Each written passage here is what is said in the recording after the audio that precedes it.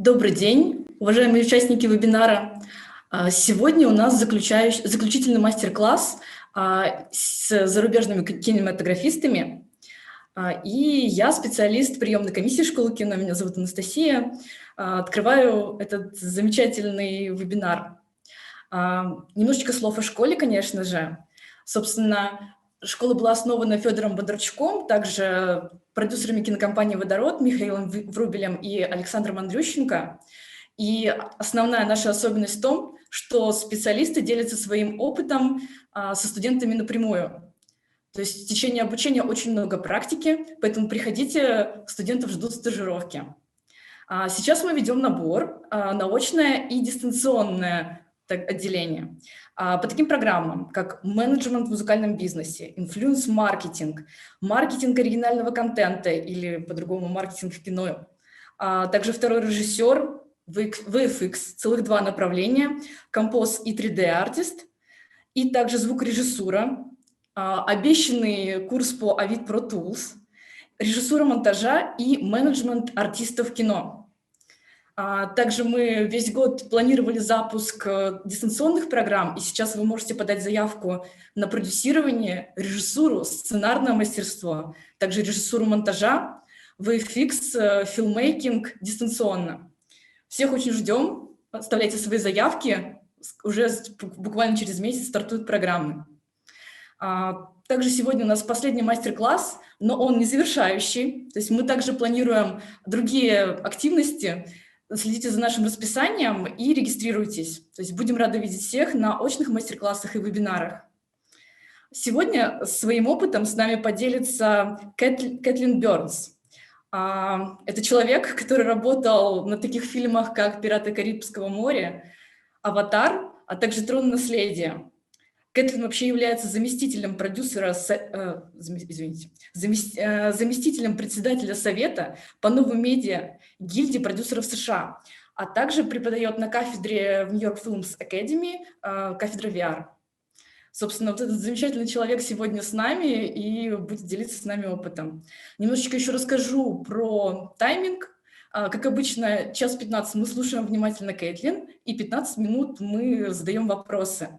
Но вообще, на самом деле, вопросы вы можете задавать в нашем чате уже по ходу дела. Также задавайте вопросы по поводу обучения, на все вопросы ответим. И самые волнующие, самые яркие относительно темы сегодняшнего вебинара Кэтлин, собственно, озвучит в прямом эфире, да, свои мысли озвучит по этому поводу. Вот, собственно, как-то так. Поэтому передаю слово Кэтлин Бёрнс. Кэтлин, so let's start. Thank you so much. First of all, thank you so much to the school for inviting me. Thank you for that lovely introduction, and an additional thank you to our fabulous translator who will help make everything I say make sense. I wish I had one in English for day-to-day conversation. I love speaking to international filmmakers.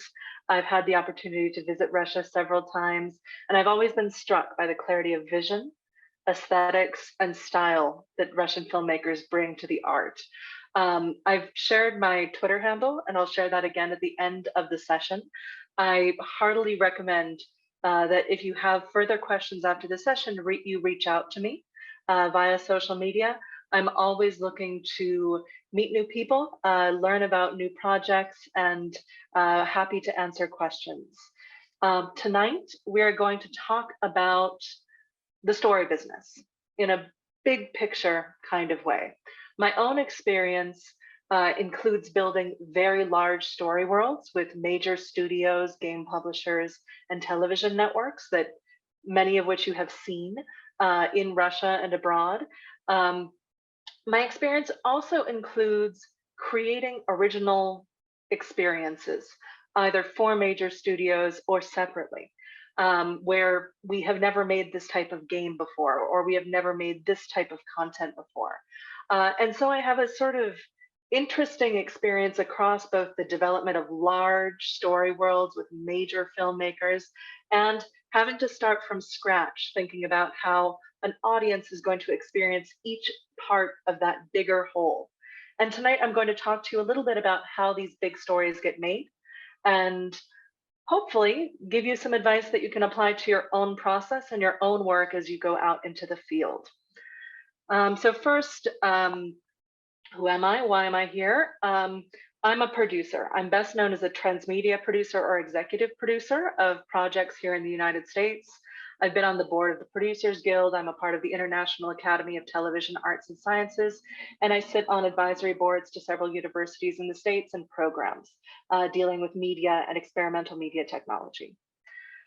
I got my start working on really big story worlds, films that were looking to expand for decades or more, like Pirates of the Caribbean, games that were looking to break into other platforms like film, television, and even expand past the game styles that they were working in, like Halo. Avatar with James Cameron, that envisioned one of the most ambitious story worlds that I've come across in my professional life, which another 3 films will be coming out over the course of the next 3 years. Tron Legacy, which was decades spanning in its narrative arcs. Other projects like Teenage Mutant Ninja Turtles for Nickelodeon, Disney Fairies, children's property for the Walt Disney Company, global advertising campaigns like The Happiness Factory, Dexter, another television show, parts of the Marvel Cinematic Universe. I created micro-budget feature films as an independent producer. McCarran Park is available for view on Vimeo. Built this with a very small team on a micro-budget as a filmmaker.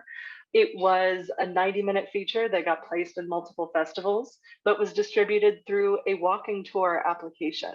It also was combined with a wide variety of online narrative experiences.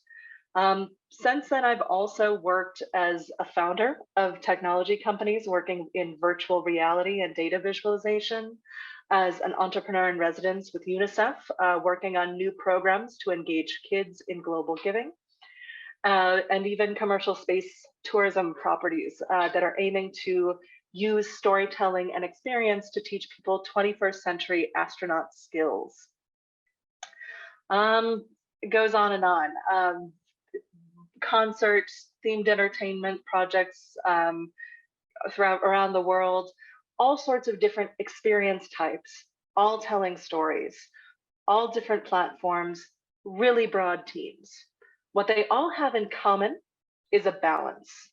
On one side, you have the creative vision, the theme, the core meaning of the work that you are doing. That's balanced against the resources you actually have to achieve that artistic or human vision. You can't really, the parameters around what you can make are always limited by what you have the resources to make financially, in terms of manpower, in terms of access to materials and technology. But both of those, the artistic and the practical, sit on top of, is this something an audience would actually want to engage with?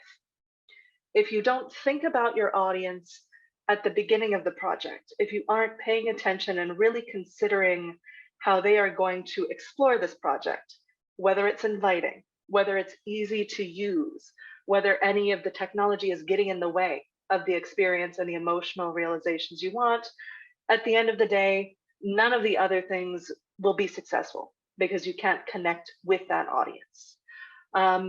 These are major parts of conversations, whether we're talking about the business of the business, the art and craft of making film or other projects, but are definitely part of the work of sales and marketing.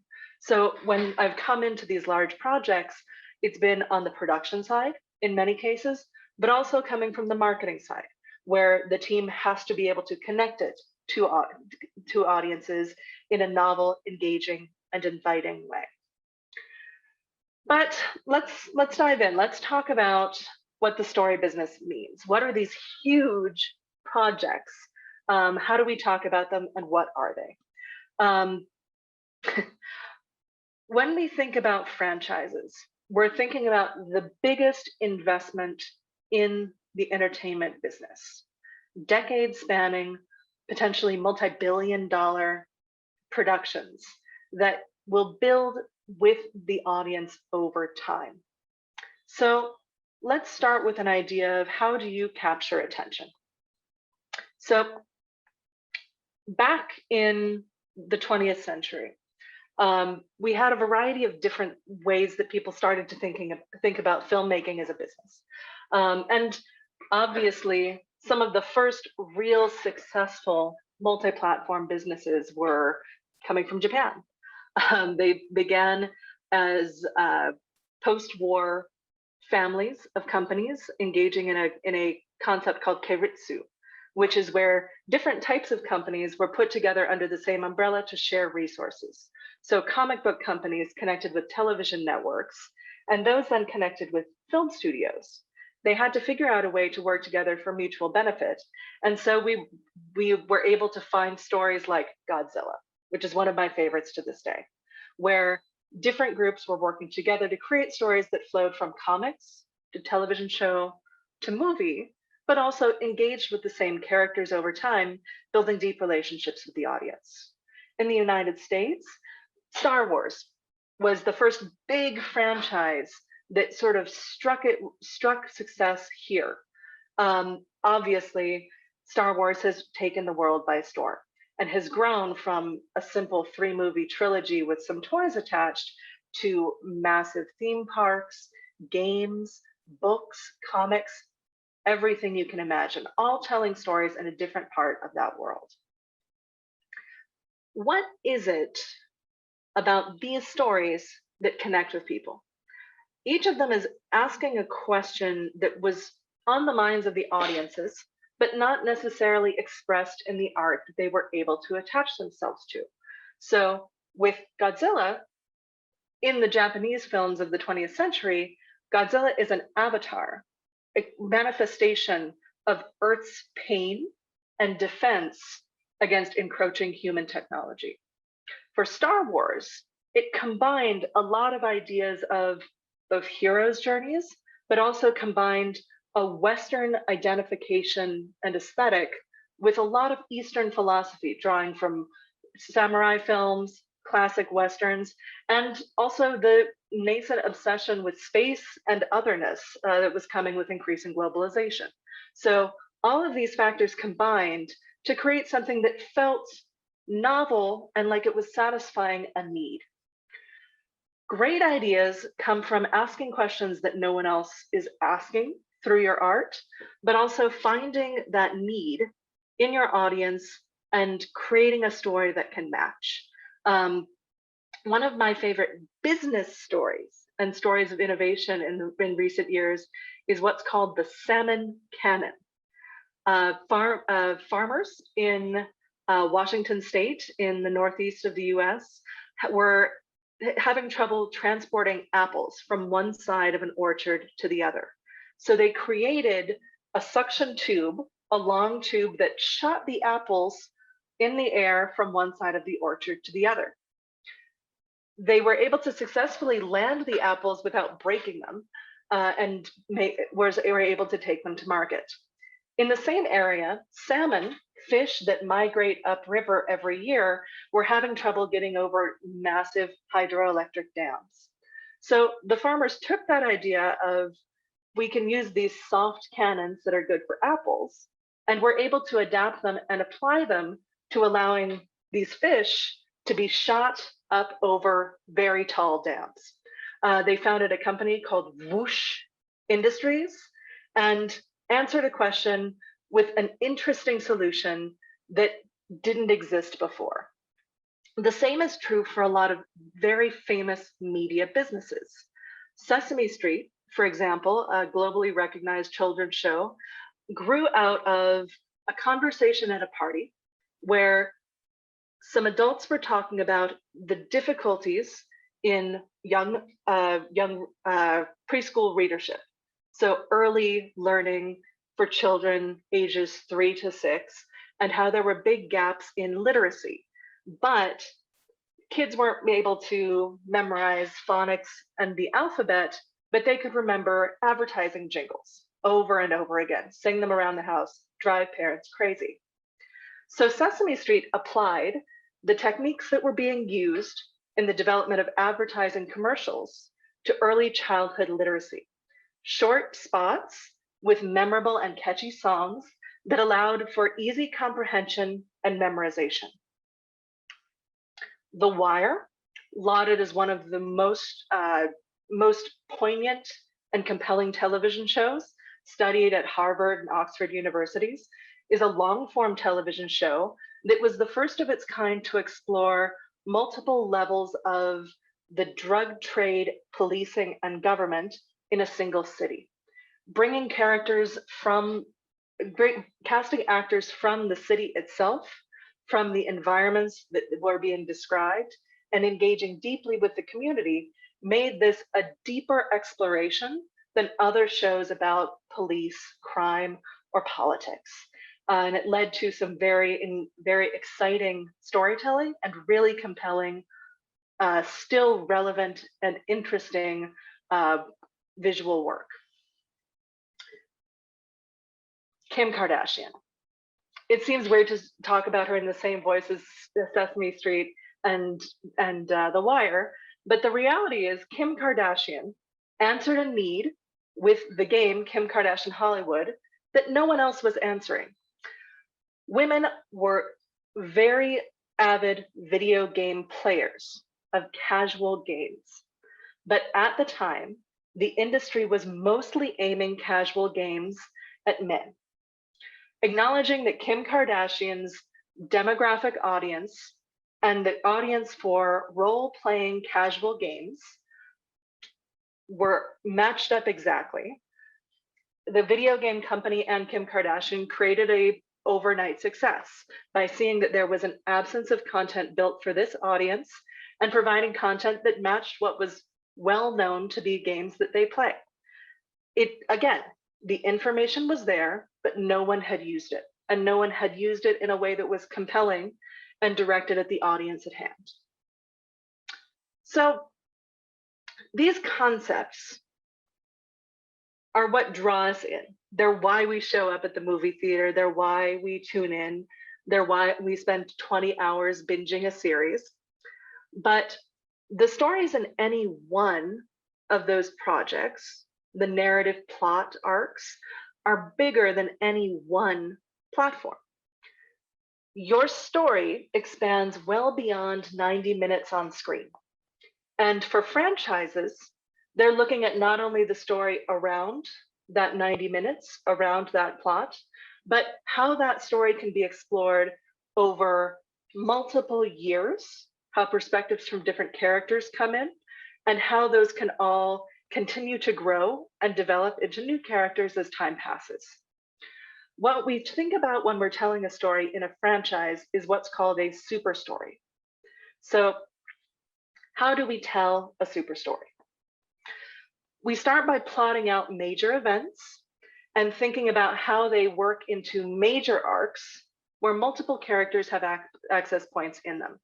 In the Marvel Cinematic Universe, the first super story arc was around a single MacGuffin, or strange object that is chased by multiple characters, the Tesseract. This was something that was talked about in each of the films that was in that super story, and then was able to be completed in a movie at the end where everyone came together to wrap up the super story arc.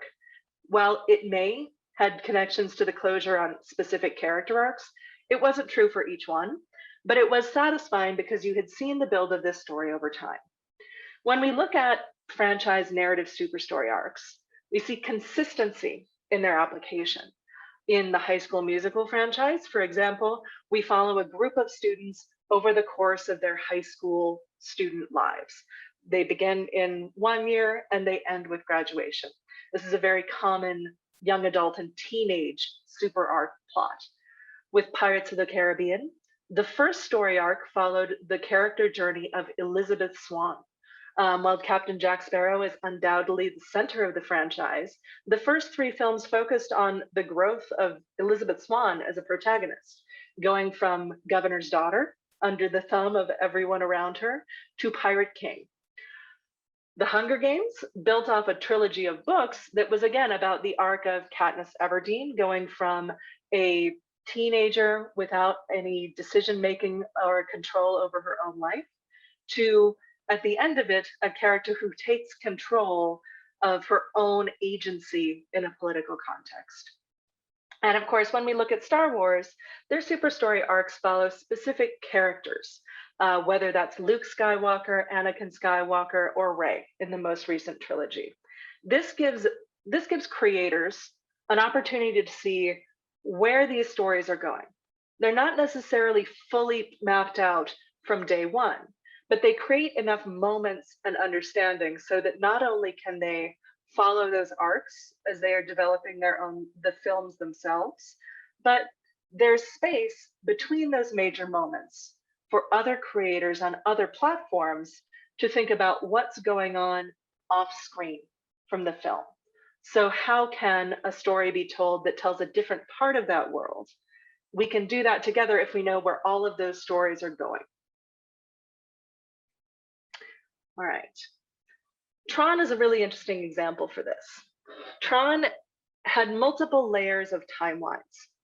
So the original film in 1982 took place, and then there was a real world 18-year period before the second film came out. The creators determined that that real world time had actually passed in the story of their world. So we had 18 years of real time in a universe consistent with our own. Underneath that, we had the world of the grid, which is the world that took place inside the computers. And because in computers, time works differently, there were hundreds of years of story to be potentially explored between the events of the 1982 film and the 2010 film. This game creators of comics, and even creators of an animated series, a huge amount of space where they could play, develop characters, and develop storylines. One of the big triumphs of the Tron franchise was that those game storylines in that history on the grid actually made their way into the film during its production.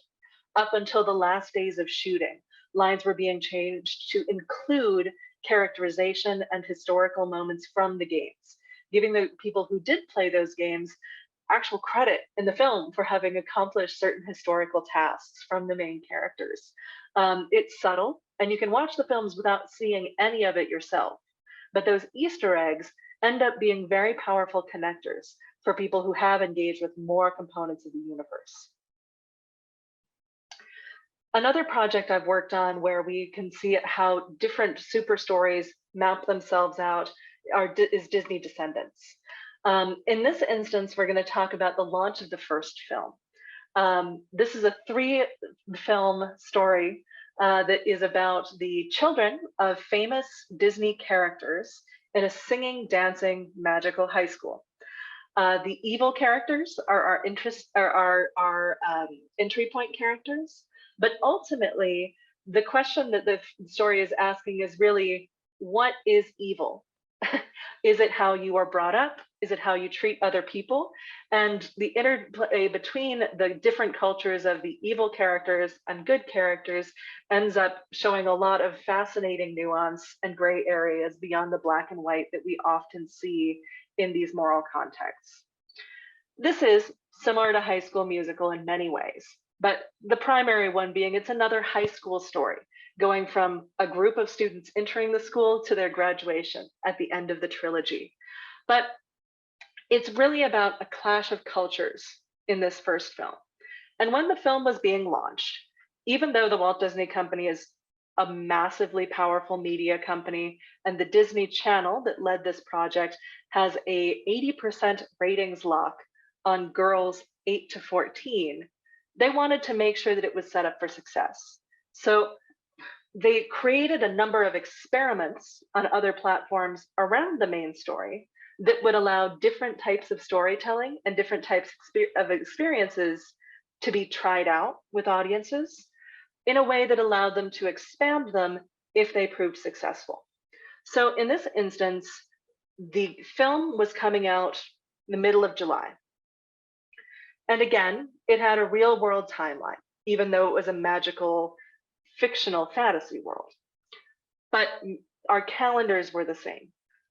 So the events that took place in July in Auradon, the world of Disney Descendants, were prequeled. We got to learn what was happening in the months prior in a young adult novel series. Now, young adult novel series are slightly older for the audience demographic than the kids who tend to watch Disney Channel original movies. So they were able to go deeper into some of the darker themes and some of the more pressing developmental themes that exist in the life of teenagers. That said, they also wanted to connect in different ways with narrative and introducing characters with audiences that would hit both older and younger audiences. So they created a web series that was running in the months between the release of the book, when we started learning about the stories. The audiences who wanted to go deepest had the opportunity to learn, and the story on screen when the film came out. They also complemented this with an online magazine called Aradon Buzz that was put onto social media platforms and allowed people to get a different type of storytelling and engage as fictional characters in that world with that fictional narrative that was playing out in real time. Some of the most exciting things that we saw with this were when people were able to connect, again, those Easter eggs between the story that they'd read in the book and something that was happening in the social feeds online. The excitement and the way that it drew people in, where they were seeing this satisfying way of engaging with the story, engaging with the story world. It inspired them to make their own stories, to engage with the stories as characters, and definitely showed more enthusiasm once the different platforms were going live, whether those were games or the film itself. Afterwards, they tried out different storylines that explored the events of the high school in animation that was also on the Disney Channel, and games that allowed people to go into the wider world of Oradon. Each one of those was built with an idea that it could be successful and it could grow. And largely most of these were, but thinking about it from a business standpoint, every single one of these projects had met an audience need, was working with really talented creators who were pushing themselves to create really interesting stories in that world. But also, it was acknowledged that we have to try things and test them before we know they work, even with the power and resources of a group as large as the Walt Disney Company. So that testing, that learning, that willingness to experiment, but figuring out how to do it within the resources available is a hallmark of the development of these big franchises. I keep talking about the audience, but who is the audience? For me, when I think about the audience, I like to think of someone who I like, who I genuinely want to enjoy the work I'm making. For me, in my mind, this is my grandmother, someone who I genuinely want to be able to understand, appreciate, and enjoy the work, but also who is somewhat physically frail, who I need to make sure I'm taking care of a bit to ensure that their experience and that what they get from the experience is actually going to be productive. So whether we're thinking about a passive platform like film, where we all sort of understand how to watch a film, and it's easy to get an audience member to sit down in a theater and watch a film, you don't have to explain any of it, or an elaborate theme park virtual reality environment, I want to make sure that my audience member has as few barriers between them deciding to engage with the work and actively interacting with it and enjoying it as possible.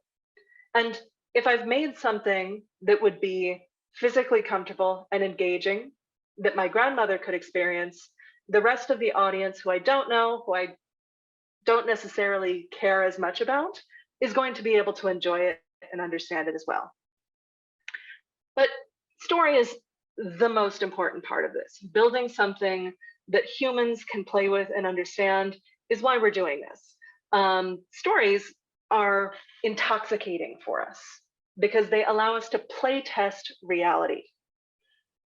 They allow us to understand dangerous, complex, challenging scenarios without putting ourselves in real, true peril.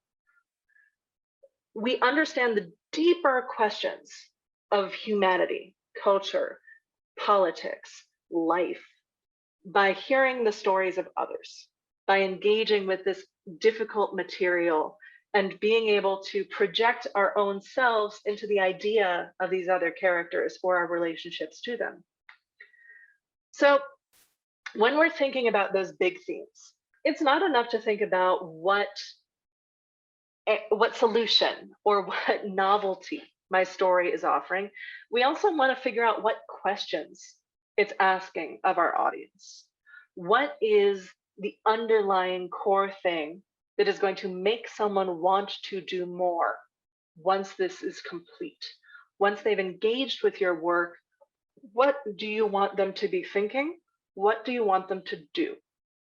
So we ask big thematic questions to get started. In every project I've worked on, whether it's Transformers, a project of documentary nature for UNICEF, it all comes down to a major story. So Star Wars again. We can have anything we want as long as it's Star Wars. When we think about Star Wars, the theme that we're constantly exploring across every experience in every character's journey is a balance between light and dark, our greater aspirations and our ability to control and work together versus our passions, ambitions, and the things that can drive us to great power. How do we balance our light sides and our dark sides? Marvel Cinematic Universe, another massive franchise. Each one of these films about each one of these superheroic characters hits massively. Millions and millions of people view them. But the story of the Marvel Cinematic Universe is that no individual is as powerful as when they are teaming up with others. By working together, even super powerful individuals can do things that they cannot do on their own. Jurassic Park, absolutely my favorite film, got me into film as a child. Jurassic Park asked the question of, we were so busy thinking about whether or not we could, we didn't stop to think about whether or not we should. And that question you see in every story in this world.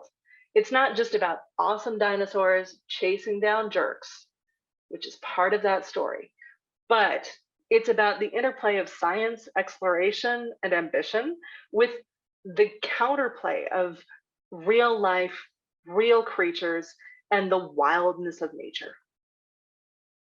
So when we talk about whether or not we should, it's important to think about, if you are considering expanding your story from a single platform like film out into the wider world, what is your goal? In the short term, things like trendy platforms may be able to connect with audiences for a week or several months.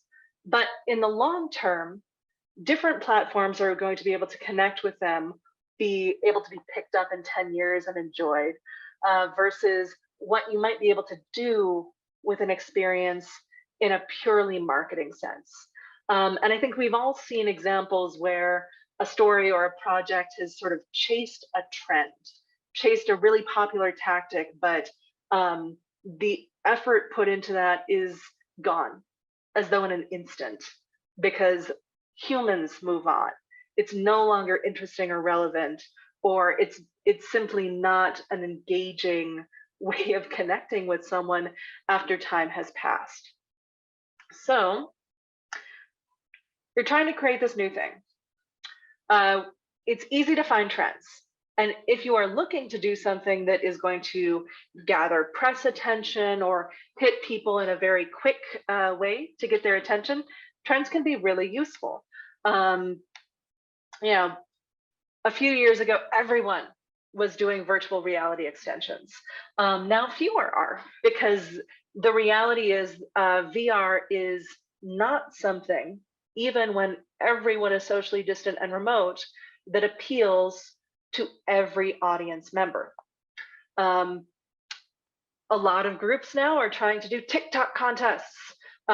These are great promotionally to reach specific audiences for a specific time period. But can you imagine doing a TikTok contest for a deep psychological exploration of the soul as a film? It may not be the right fit for you. It might be the right fit for Donnie Darko. Come to think of it, that would be really fun. But not every tactic is the right one for your film, for your story. Maybe it's a holographic pop star. Maybe what you really need is to be able to take the star of your film about a holographic pop star on tour.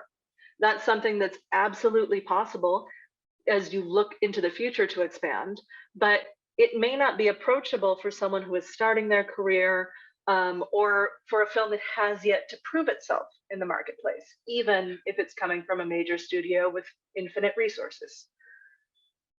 You might choose to do something interesting but more modest that could get some interesting attention from a certain segment of the press, like an AI live stream DJ. I'm using this sort of grab bag of examples as trends that I'm seeing now, but they may not at all make sense for your piece. It's critical to think about how the different experiences and different platforms you engage with, what they're going to do with your audience, what they're going to feed back into the business of your story world, but also what aspect of your story world they're enhancing. Is this going to give you deeper insight into a character and build a deeper relationship with the audience? Is this something that's going to give the audience an opportunity to explore your world in a satisfying way? Is this simply promotional? Is it going to get people into seats to see your film once movie theaters have reopened? All of these are entirely valid motivations, but you do need to make those decisions for yourself before you decide which platforms to pursue. So the only way you can tell a successful story is with an audience, even if that audience is small. You want to be able to engage with them, learn from them, and begin to play together in the exchange of artist and audience. The most important group that you can learn from when you are a creator is the people receiving your work. Were you successful in your goals? Were you successful to be able to sustain your own work through financial returns? What was it about this piece that captured audience members? What their favorite characters? What were their favorite parts? These are all things that you will be surprised by at different times. The insights you get by asking questions of your audience and learning from them will really build your capacity to do this work as a creator. It's also critical to understand what's working and what isn't to get your point across, but also to ensure that you can continue doing the work by sustaining yourself through some sort of financial exchange. But a lot of the time when businesses look at audiences, they look at them as objects, as numbers and analytics and data sheets, a number on a graph or a chart. It's not just how something performs. And as an artist, your audience is the most important subject you can engage with. Engaging in a direct way in an exchange. Some of this is done on social media. Some of this is done in focus groups. A lot of this is done simply by engaging with audience members who are willing to engage with you, which is why programs like film festivals, conferences, markets, where you have sophisticated audiences and just audiences who love film can be so critical for emerging creators. The opportunity to show your work, speak to people who are interested, and learn from that is a path that many creators find very exciting and satisfying. Others are more engaged by talking back and forth online. It's another entirely valid way to learn, but you'll get different information from each one.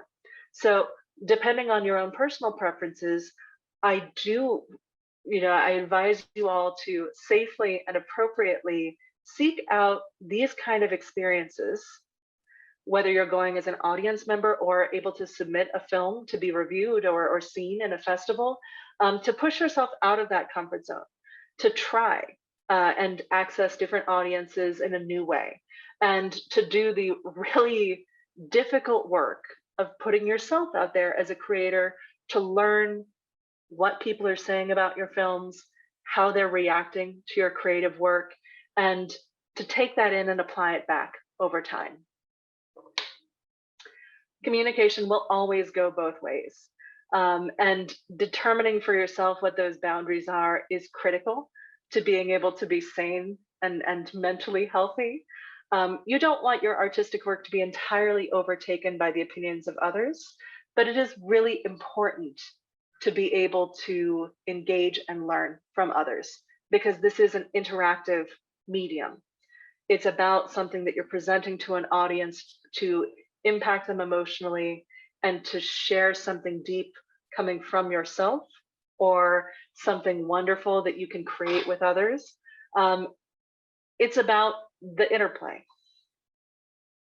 So I am a huge proponent of what's called human-centered design, thinking about the human audience member when you're thinking about your work from the start to the finish.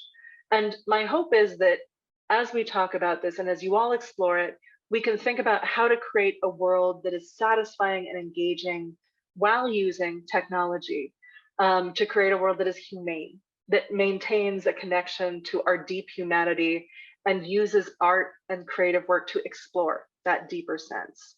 I think that takes us a bit to our next steps, which are our questions and answers from you all. I'm happy to talk about any of the business or creative or professional questions you may have, and I'm looking forward to diving in. Great question. One of the things that I love about VR is it's not just a single experience that we're talking about. It's not just, going inside a 360-degree world. It's actually an idea that encompasses spatializing a huge range of experiences, creating the opportunity to engage on that third dimension in so many different ways. What we're seeing now is the use of the tools that allow for the creation of virtual reality finding their way into everything from pre and production to unique standalone experiences that are whole new lines of business, whole new story opportunities for big stories.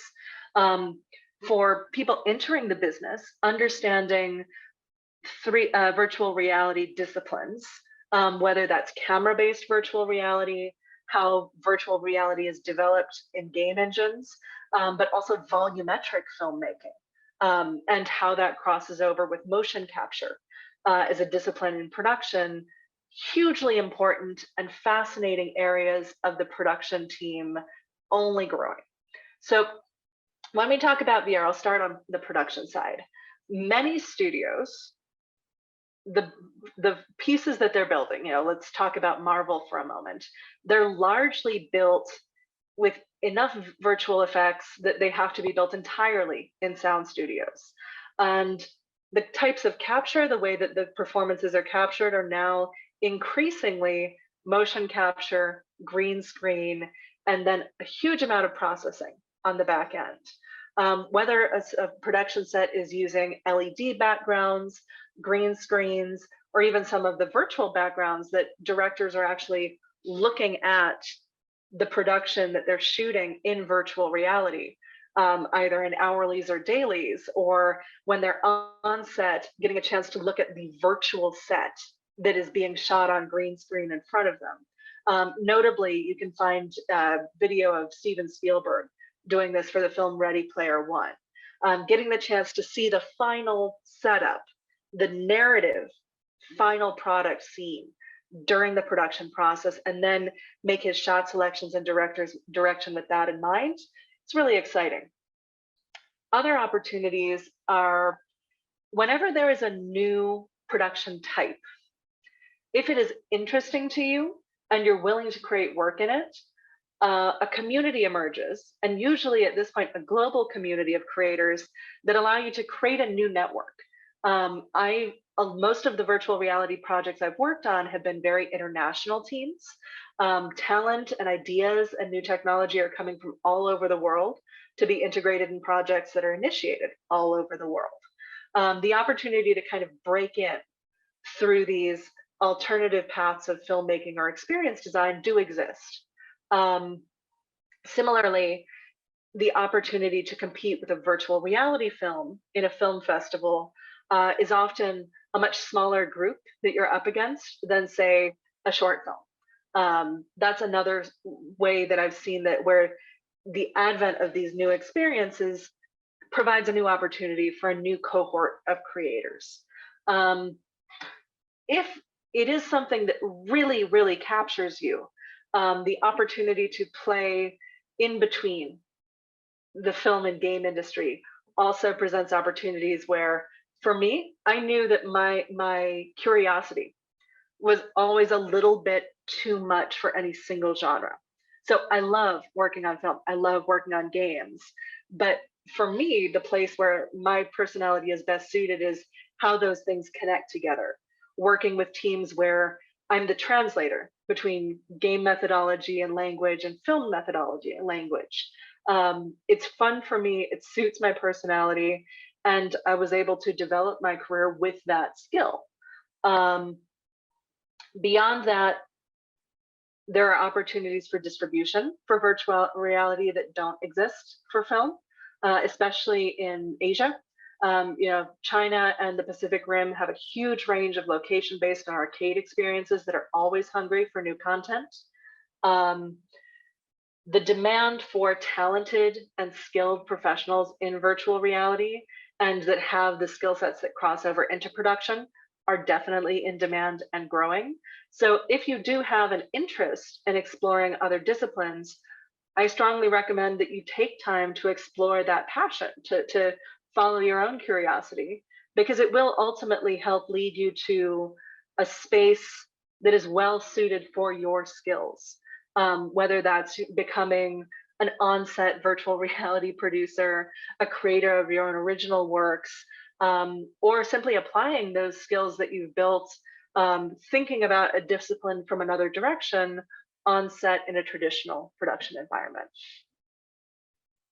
For me, I really love working with others to develop new concepts. I would say probably 60% of the work that I've developed creatively has come from creative collaboration. Several of my partners have been people I met in university, who I'd been developing ideas with together, for decades.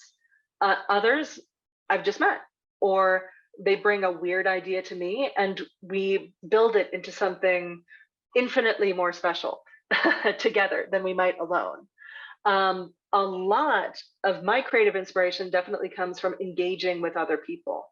The rest of my ideas usually come from my own personal exploration of the world around me, from personal experience, I love surrealism. So I love to go and experience new art. I love to go into nature. There's a lot of literature out there about how to come up with good ideas or come up with special ideas, or how to build a practice of creativity in your own life. Ultimately, it's a very personal process that's unique to each person. But the thing that I think every person has in common is the need to give yourself the space to become bored, to allow your imagination to really fill in space, and allow your brain to play.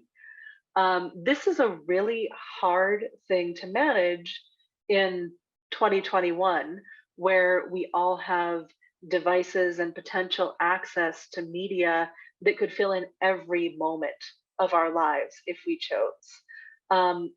Every really strong creative artist I know builds into their life some practice where they are in a space of quiet, where they are, often uncomfortably trying to disconnect from all of the opportunities to entertain themselves that exist, including hanging out with other people, so that they can really focus or unfocus, to allow the magic of creative ideation to come ahead.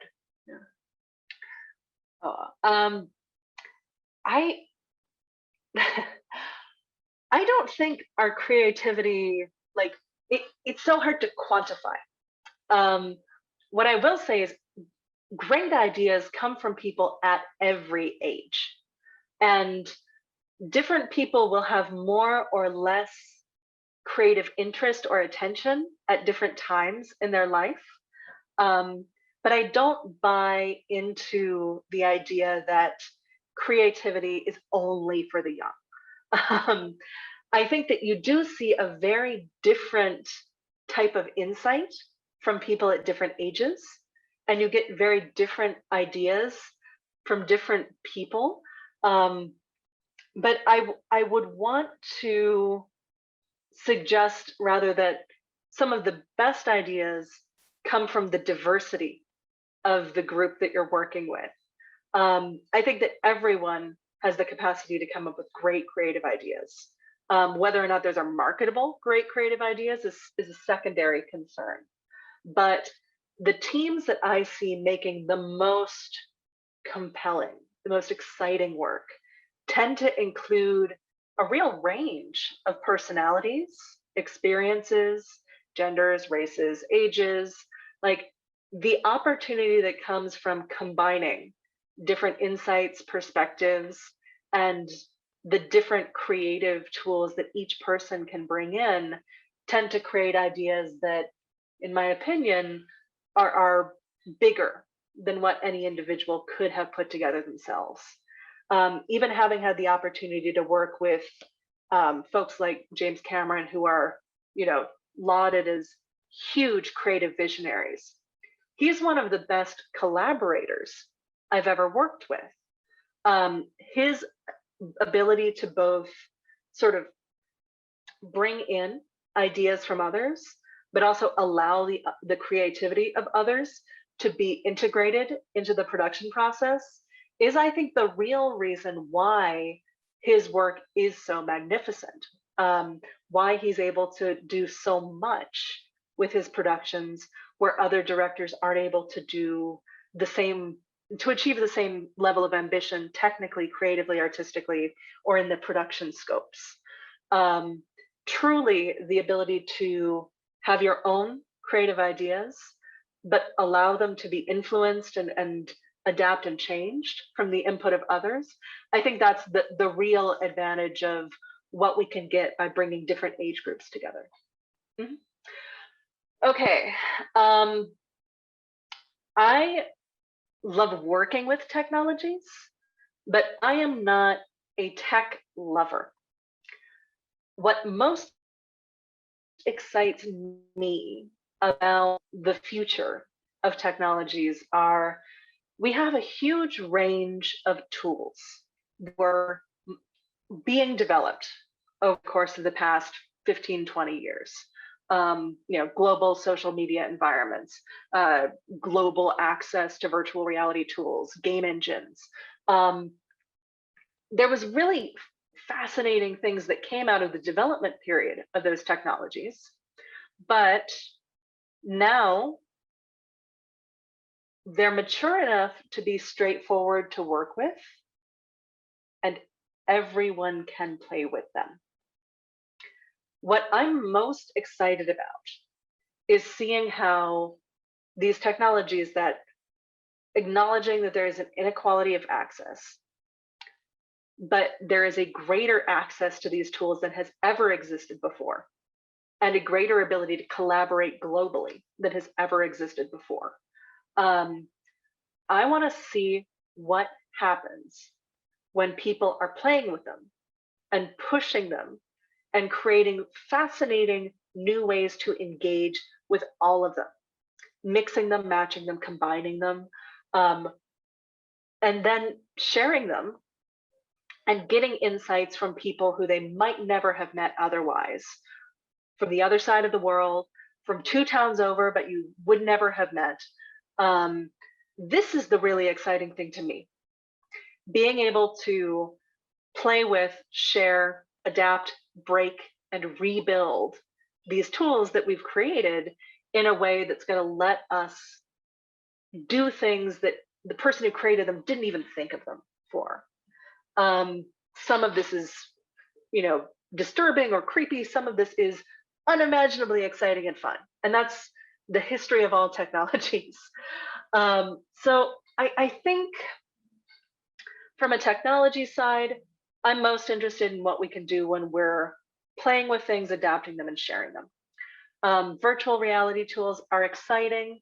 I haven't seen stuff that is just so exciting, it makes my jaw drop and my heart sing, come out of that genre yet. I think the tools that are being able to be made more accessible, like LiDAR and the ability to scan and develop things with your phone through augmented reality, are going to be really exciting, not because the games on my phone will be better, but because we can integrate them into physical environments. There are so many senses in the human body, and there's so much sophistication in us that when we think about it, when we're making a film, we're really only engaging visual and audio senses. What could we do in a room where we can add more opportunity to engage? How can we use the whole human body and engage in exciting and thrilling ways? Again, this was an area where I was spending more time working in theme parks before the pandemic, and in attractions in cities around the US and around the world. But I truly think that the future is going to be more compelling when it's creating work that humans can do something fantastic with, where they have the opportunity to play, where it's working with their whole system, and there's an opportunity to make to make and learn in this new field, which is the one we've already had this whole time. Audience members, what can we design that we couldn't before? How do we play with them? If you're interested in seeing some of the really cool integrations of this, I recommend that you check out the Super Mario World theme park in Japan. It's one of the really the most forward futuristic integrations of all sorts of different technologies and tools, while still really putting the human first in the experience. It's designed to be the human as the player. So instead of Mario, you are able to navigate Super Mario World, play and engage in a way that's trying to make the physical and interactive world seamless. It's really exciting. Whew. Well, it's interesting because we're kind of seeing a clash of pre-pandemic themes with themes that could be explored once the pandemic had taken hold. We're seeing on a production level all of the movies and television shows that we're planning to shoot in 2020, and all of the films and shows and things that were scheduled to shoot, all now vying for the same resources to all get to market in the next year. It's going to be an interesting grab bag once everything does make its way to audiences. And I think one of the biggest themes, both in art, but also for the industry as a whole, is uncertainty. As people are feeling optimistic and hopeful, and the vaccines are showing showing promise, and we all may be able to go back to a more pre-2020 social environment, it definitely I don't think even scientists, researchers, no one entirely knows how we will react to having gone through this together. That uncertainty I'm definitely seeing in the work that's being presented to me, and is a sort of a question that artists are asking. Um, in epic and quiet stories. I think we're all experiencing this together as well. So the themes of what is actually unifying us as humans actually are cropping up quite a bit.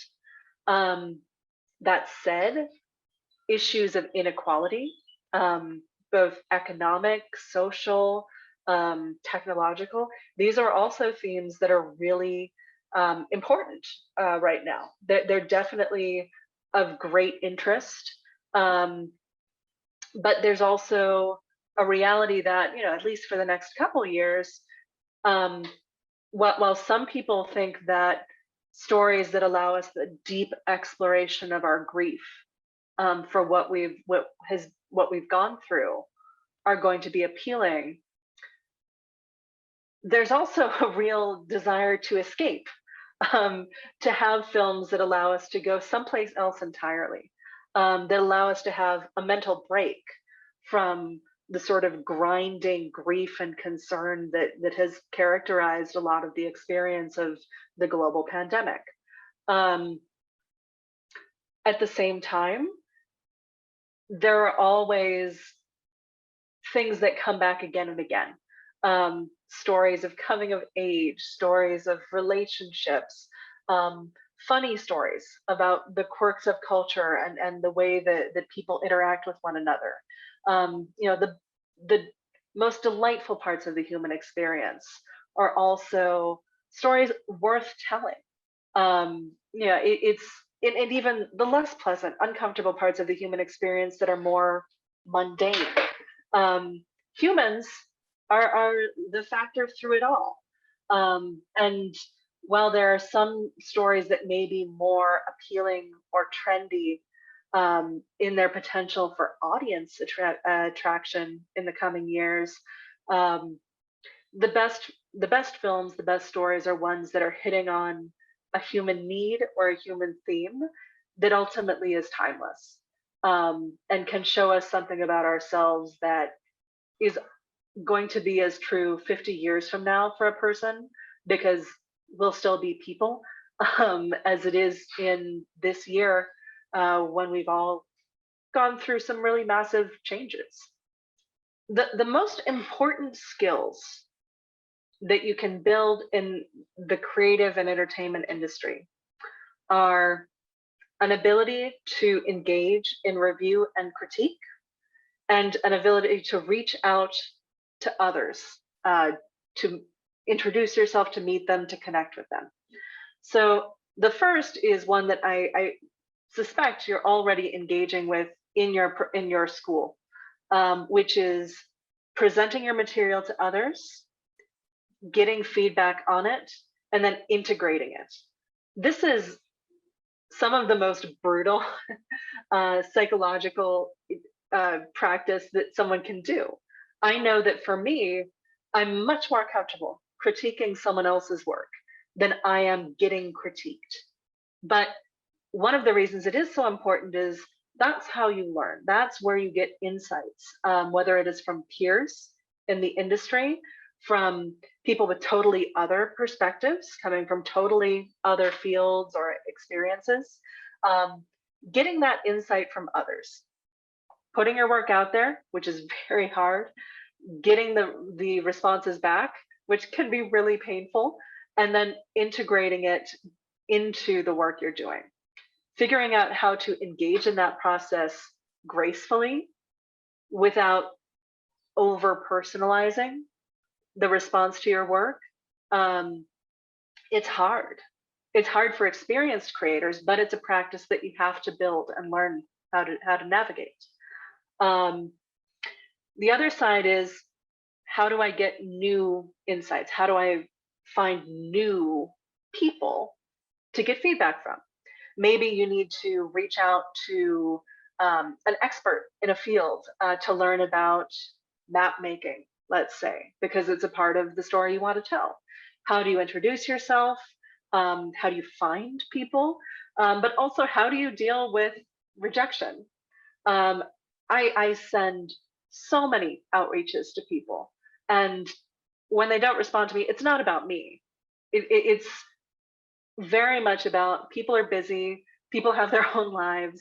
You know, you may be able to connect with most of the people you reach out to, but it's a process, and you know, it's something where, especially early in my career, you know, it felt more personal that I wasn't getting responses from people than it truly was.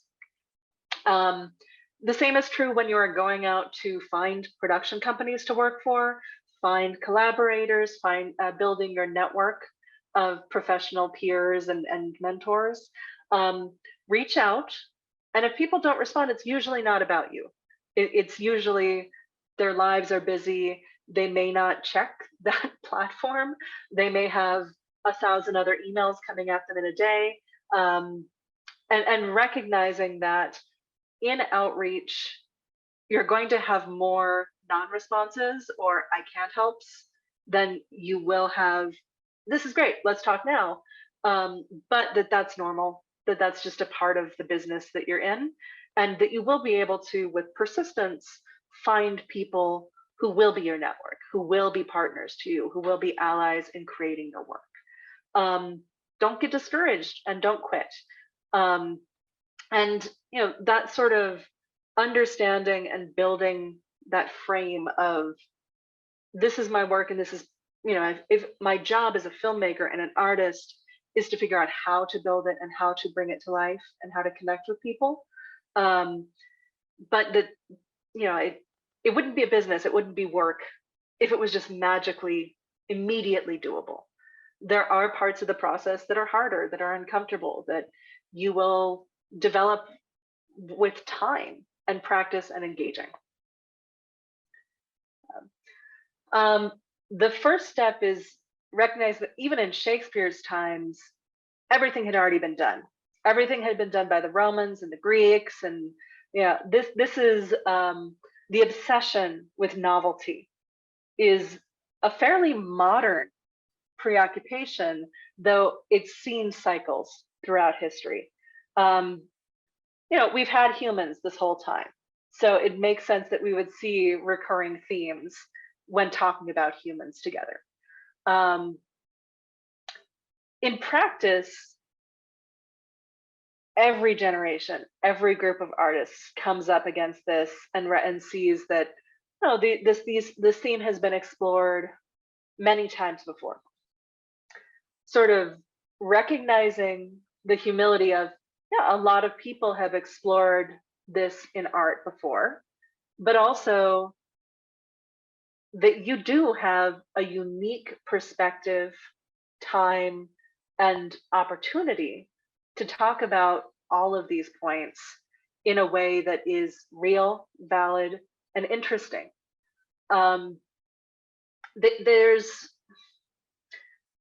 a pain in looking back and seeing all of the great works that, for the vast majority of them, artists struggled for years and decades with the same struggles that you're grappling with now. What is this story going to be? What can I say about this that is meaningful? The struggle is art. That's where it's going to come from. Finding something, building it, refining it, engaging with audience members to see if it is a strong idea that really does hit people the way you want. And usually people's first attempts are not their best attempts. Usually artists truly are able to express what they want about their work only as they've grown. And many artists I know, even the work that they finished a couple weeks ago, they're over and they've moved on from it. You know, they don't want to go back to that work again because they themselves have grown in that week or 2 weeks since the completion of that work. It can be discouraging to look back and see all of the great work of history and all of the ways that people have explored, especially now, where we can see millions of people expressing themselves and going into each of these themes. But I think there's also real hope and optimism that can be taken from that. It's easy to figure out what themes lots of people are grappling with. And maybe that helps you make a business decision. You know, I want to pursue this topic because obviously millions of people are grappling with it, and it would be able to connect with them in a real way. Similarly, you know, what is different about your experience of this, and you know, where does that difference lie? You know, for me in the United States, I love engaging with Russian film and Russian novels because the history, the perspective, the culture is very different from mine, even though I can see surface similarities. For someone in the United States, your perspective might be absolutely mind-blowing, even though for you yourself, it just feels like everyday and normal, because it is your everyday and normal. I hope that you all, you know, I think everyone's life is fascinating to someone else because they're not living it. You're the only person with your perspective. And your first attempt, your fifth attempt, your 12th attempt at making something profound may not hit the mark, but it will improve. You will learn things and build that artistry over time, again, by putting things out there, hearing what's working and what isn't, and growing as an artist is a process. There's always experience gaps. When you're coming in to a field, you know, it's important to recognize that you don't have the experience and the practice with the work you're doing as people who have been there for a while before. There's a lot that you will learn from them, a lot that you will learn about your practice, about the best ways to manage different disciplines, to you know, interact on set. The reality is, though, people will also learn from you. And it's been very funny as I've grown, as I've matured in my career, to see the ways in which people learn about themselves from engaging with people at different ages and different levels in professional ecosystems, how people's craft and practice and personalities change as they've engaged in mentorship for younger professionals. Obviously, between generations, there are different ways of communicating. One of the funniest ones for me running crews and running staffs is understanding that some generations only work by phone, some only work by email, some only really respond to text. But those technical changes have come so quickly that all of those people are in the same offices. So recognizing at every age level that the people who you're working with technically communicate differently as a practice in their regular lives, but that you need to learn to meet them in the manner where they communicate. This is a really critical skill for those of you entering the industry. If your bosses communicate with email, please push yourself to engage with the way that they communicate, to give them the information they need, to learn what information they need, and to be able to give them feedback about the way they're communicating with you. For older team members, this can be really a lot harder too, to understand that, you know, because of the way that you all as younger professionals may have been engaged with texting or social media, chatting, whatever, is your normal method of communication. And they need to understand what the cadence of that is like, how how that works.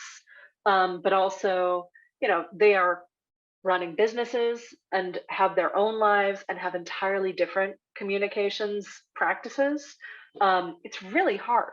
It's hard for everyone.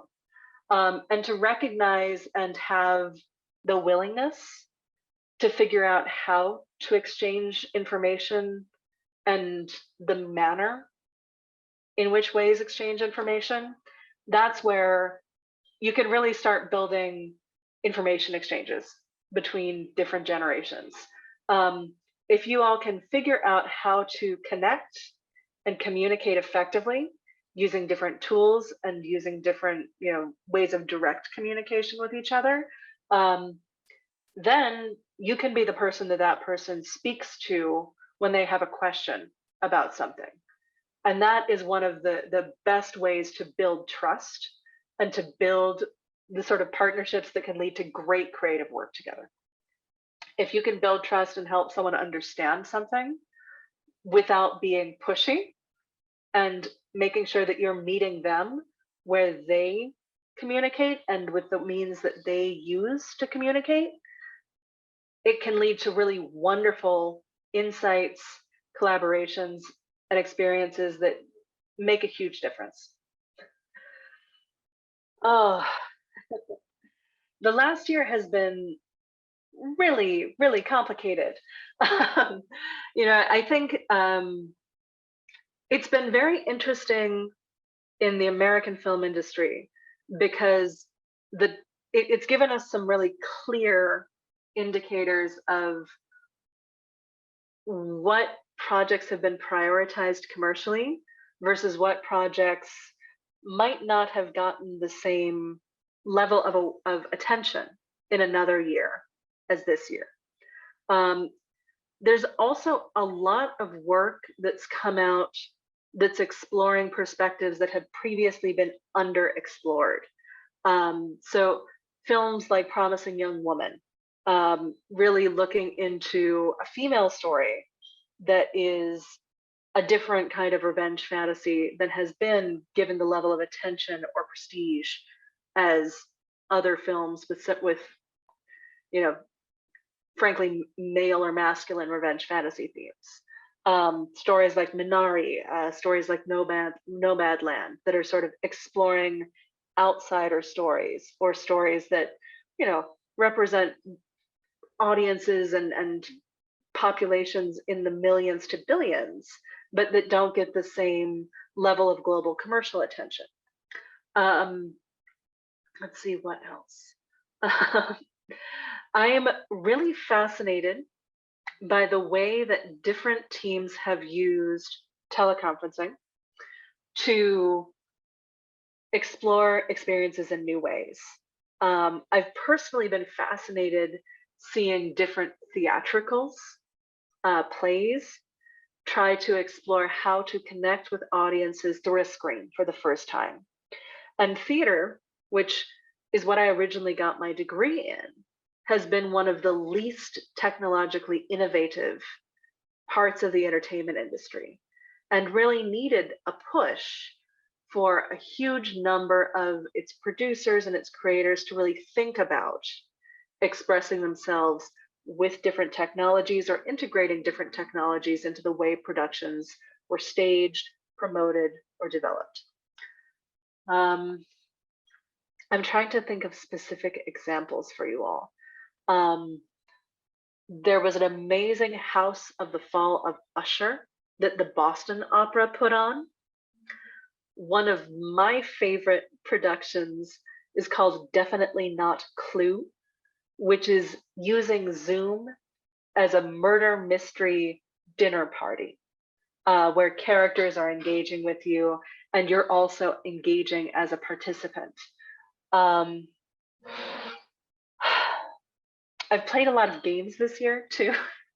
And you see big differences between giant engaging story worlds that allow you to explore endless parts of an environment like Assassin's Creed, those big sandbox games that can take hundreds of hours to fully explore, versus binge watching a show that's asking you for 20 or 30 hours of your life versus a 90-minute film that's going to be spending that time to do something really emotional with you that may extend past that 90-minute point or not. Yeah, I will definitely send any additional recommendations I can think of after the course. But I also have shared some additional materials with the school that hopefully will give you all really fruitful opportunities to learn and explore more once our session has concluded. Thank you all. Thank you very much to our translator. Thank you again to the school. And thank you for your time with me today. Спасибо большое, Кэтлин. Спасибо большое, Сэм. Это был замечательный вебинар. Очень надеюсь, что не последний. Ждем всех-всех-всех на наших мероприятиях и очных, и дистанционного формата. Вот. И также для тех, кто досмотрел до конца, у нас есть небольшой подарок. Это 10% скидка на наши программы на первый семестр. Естественно, если, конечно же, вы горите, желаете учиться кино, делать это профессионально, то мы ждем вас. И этот подарок, надеюсь, будет очень кстати. Для того, чтобы забронировать скидку, вам нужно оставить свои данные в форме ниже, под этим окном. И, собственно, ждем вас. Всем еще раз огромное спасибо. Ждем на наших следующих вебинарах. Всего доброго.